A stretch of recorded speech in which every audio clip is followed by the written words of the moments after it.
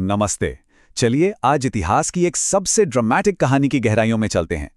ये कहानी the splendid and the wild पर आधारित है। एक ऐसे देश की कहानी जिसने अपने अस्तित्व की लड़ाई लड़ी जब सचमुच सब कुछ दांव पर लगा हुआ था। तो कहानी शुरू होती है मई 1940 से। जरा सोचिए, ये वो वक्त था जब नाजी जर्मनी की ताकत पूरे यूरोप पर एक काले बादल की तरह छा रही थी। एक के बाद एक देश ताश के पत्तों की तरह बिखर रहे थे और ऐसा लग रहा था कि इन्हें कोई रोक ही नहीं सकता। और इसी उथल-पुथल के बीच एक बहुत बड़ा सवाल उठता है।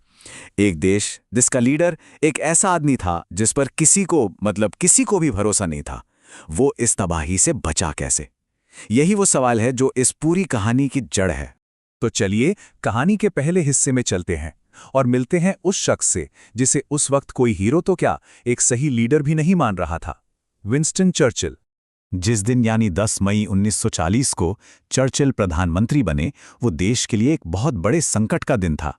उन्हें एक आखिरी दांव की तरह देखा जा रहा था, एक ऐसा शख्स जिस पर शायद ही किसी को यकीन था, बल्कि ज्यादातर लोगों को तो ये डर था कि ये आदमी ब्रिटेन को सीधे बर्बादी की तरफ ले जाएगा। देखिए, उस वक्त ब्रिटेन के सामने दो ही रास्ते थे। एक रास्ता था समझदारी का, जैसा कुछ नेता कह रहे थे कि भाई हिटलर से बातचीत कर लो, समझौता कर लो, ताकि और तबाही से बचा जा सके।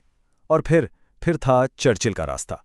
उनका मकसद बिल्कुल साफ था, कोई समझौता नहीं, सिर्फ युद्ध, जमीन, आसमान और समंदर, हर जगह से।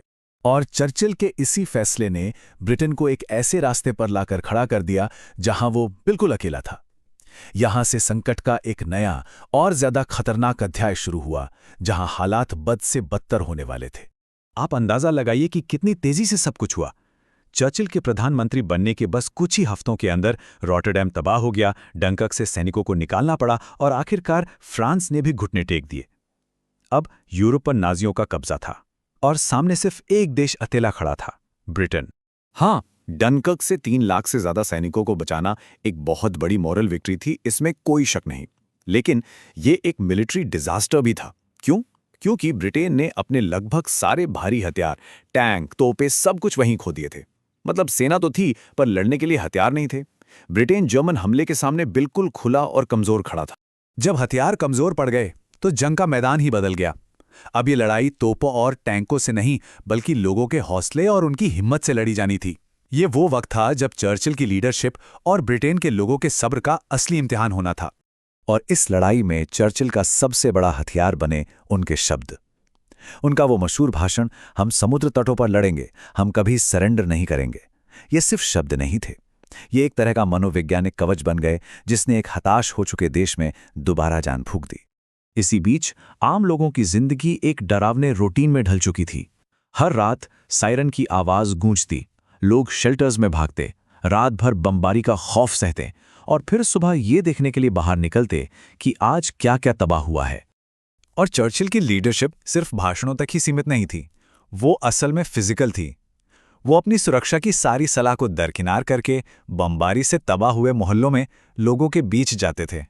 सोचिए, मलबे के बीच प्रधानमंत्री को अपने साथ खड़ा देकर लोगों में कितनी हिम्मत आती होगी। और इसके बाद आया वो दौर जो शायद इस इम्तिहान का सबसे मुश्किल हिस्सा था, जिसे इतिहास द ब्लिट्स के नाम से जानता है। लगातार बिना रुके होने वाली बमबारी। और यही कहानी में एक बहुत बड़ा मोड़ आता है। तो ये ब्लिट्स था क्या?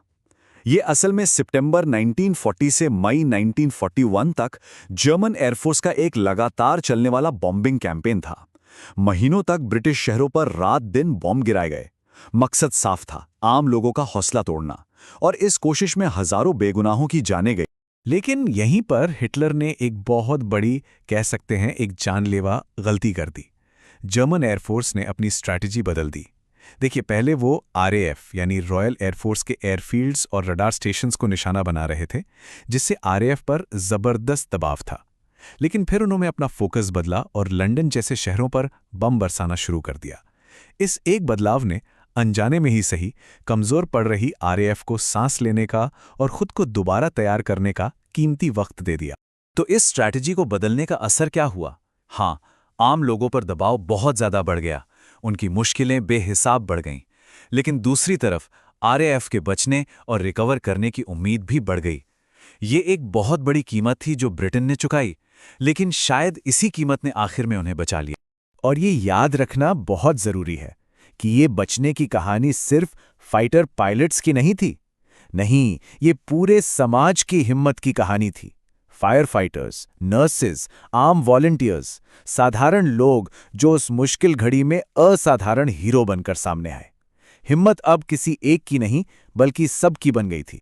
आखिरकार बहुत धीरे धीरे ही सही, लेकिन हालात बदलने शुरू हुए, और इस पूरे दौर से अवज्ञा और हिम्मत की एक ऐसी विरासत बनी जो आज भी एक सबक है। 1940 की सर्दियां बहुत मुश्किल गुजरी।